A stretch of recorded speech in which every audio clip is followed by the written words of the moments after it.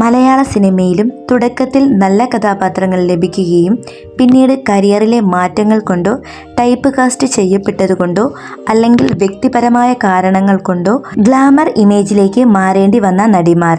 മാധു. നിരവധി super hit ചിത്രങ്ങളിലൂടെ മലയാളികൾക്ക് പ്രിയങ്കരിയായ നടിയാണ് മാധു. കരിയറിൻ്റെ അവസാന ഘട്ടത്തിൽ ചില തമിഴ്, തെലുങ്ക് സിനിമകളിൽ അവർക്ക് കൂടുതൽ ഗ്ലാമറസായ വേഷങ്ങൾ ചെയ്യേണ്ടി വന്നിരുന്നു. നായിക എന്ന നിലയിൽ അത്തരം വേഷങ്ങളിലേക്ക് മാറിയത് കരിയറിനെ ദോഷകരമായി ബാധിക്കുകയും പിന്നീട് അവർ സിനിമ പൂർണ്ണമായി ഉപേക്ഷിക്കുകയും ചെയ്തു. സോന ഹെയ്ഡൻ. തമിഴ് സിനിമകളിലൂടെയാണ് കൂടുതൽ അറിയപ്പെട്ടതെങ്കിലും മലയാളത്തിൽ പച്ചമാങ്ങ ഉൾപ്പെടെയുള്ള ചിത്രങ്ങളിൽ പ്രധാന വേഷം ചെയ്ത നടിയാണ് സോന.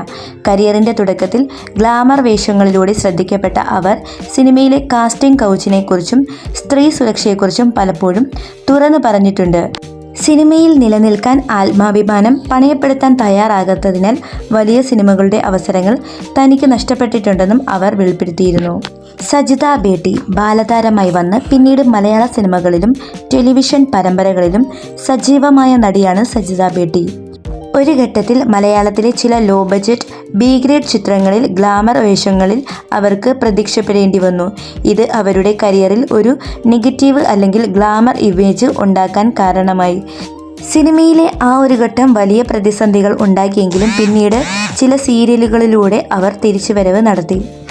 ജയഭാരതി. 70കളിലും 80കളിലും മലയാള സിനിമയിലെ ഏറ്റവും മുൻനിര നായികമാരിൽ ഒരാളായിരുന്നു ജയഭാരതി. കരിയറിൻ്റെ ഒരു ഘട്ടത്തിൽ കടുത്ത ഗ്ലാമർ വേഷങ്ങൾ അവർക്ക് ചെയ്യേണ്ടി വന്നു. അക്കാലത്തെ പ്രശസ്തമായ ജയൻ ചിത്രങ്ങളിലും മറ്റ് വാണിജ്യ സിനിമകളിലും ഗ്ലാമർ ഡാൻസുകളും വേഷങ്ങളും ചെയ്തതോടെ ഇൻഡസ്ട്രി അവരെ അത്തരം വേഷങ്ങളിലേക്ക് പരിമിതപ്പെടുത്താൻ തുടങ്ങി. കരിയറിലെ ഈ ഇമേജ് മാറ്റം അവരുടെ വ്യക്തിജീവിതത്തെയും ബാധിച്ചിരുന്നു.